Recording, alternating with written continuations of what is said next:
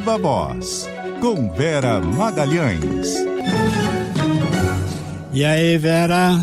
Oi, Sardenberg, boa tarde para você e para a Nadédia, para todo mundo que nos ouve e nos assiste. Boa tarde, Vera. Bom, tivemos a conversa do Lula com Xi Jinping e os dois lados já se manifestaram e tal, e o Xi Jinping falou muito em complementaridade, em autossuficiência entre as duas economias, Brasil e China. Até comentei isso na abertura do programa. E depois também teve a entrevista do Celso Amorim, né, que fala do possível ação dos BRICS, né, do BRICS para se contrapor à pressão dos Estados Unidos. Tudo considerado, o que nós temos, Vera?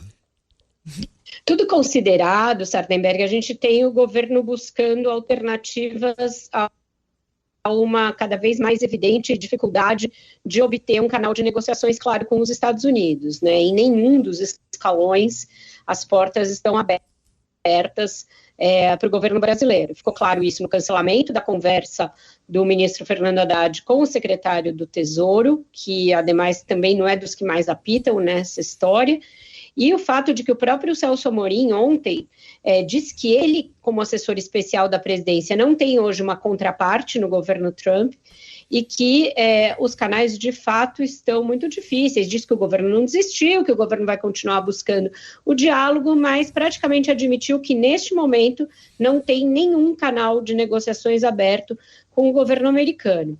Também o governo brasileiro está muito no escuro quanto à possibilidade de novas sanções contra o Brasil, contra outros ministros do Supremo Tribunal Federal, por exemplo, uma vez que os Estados Unidos ainda não se manifestaram depois que o Bolsonaro teve a prisão preventiva decretada. Então, o caminho do Brasil, enquanto termina de amarrar as medidas do pacote de contingência, tem sido buscar canais para fazer algum tipo de pressão em conjunto contra o tarifaço americano e para buscar outros mercados para os produtos brasileiros. E aí, essa conversa com a China se inscreve nessas duas estratégias, né, de reforçar os laços que os dois países já têm via, por exemplo, o BRICS, e via G20, e para buscar também uma maneira de encontrar mercados alternativos para alguns produtos que foram sobretaxados pelos Estados Unidos. Quais são os impedimentos aí no caminho, né?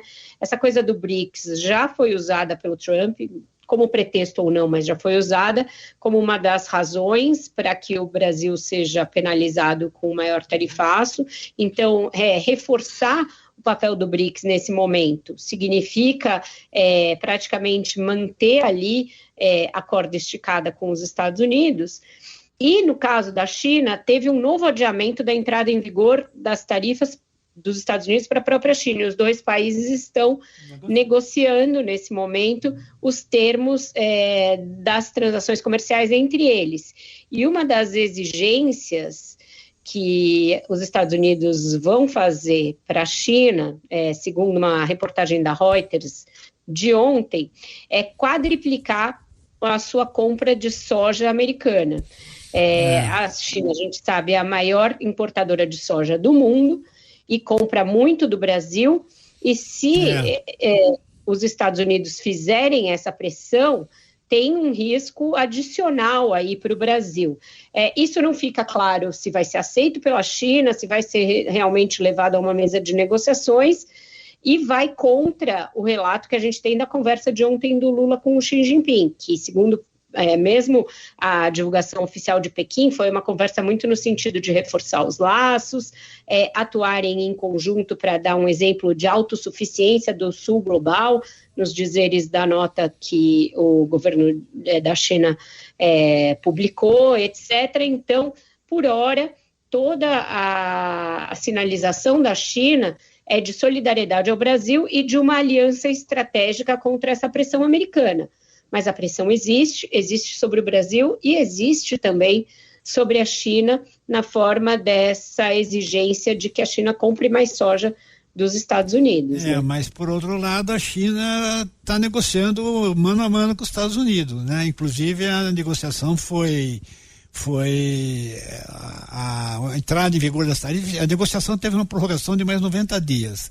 Então é país a país, né? Negociação direta. e negociação entre duas potências, né? Realmente relevante. Não consta que a China depende do fato da outra, né? Não consta que a China esteja defendendo os interesses de outros países. Nessa mesa bilateral com os Estados Unidos, certamente não, mas essa sinalização na conversa com o Lula e a expedição de uma nota depois dá a entender que podem reforçar essa aliança via BRICS ou outros mecanismos para se contrapor a essa maneira nova que o Trump impôs ao mundo de negociação, que é essa negociação mano a mano, justamente. O Trump quer enfraquecer ao máximo qualquer coalizão, qualquer organismo multilateral, qualquer tipo de reunião.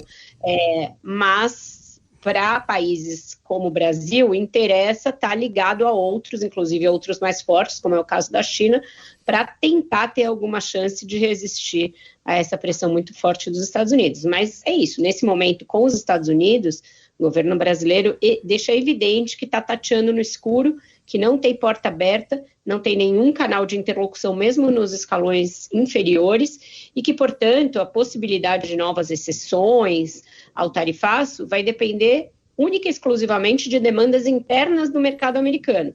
Se o consumidor americano começar a pagar mais caro pelo café, se houver problema também na cadeia, por exemplo, de carne que eles compram no Brasil, aí suco de laranja. As brasileiras podem começar. O suco de laranja já está excetuado, né? Mas ainda assim a gente tem essa demanda de pressão interna dos Estados Unidos para aí sim afrouxar alguma regra para o Brasil. Mas se depender do canal que o governo brasileiro tem, aí os produtores e os empresários podem perder as esperanças por hora. Tá certo. Vera Magalhães, seguimos, Vera. Obrigado pelo seu comentário e até amanhã aqui no CBN Brasil. Até mais tarde no Ponto Final. Até lá. Tchau, tchau.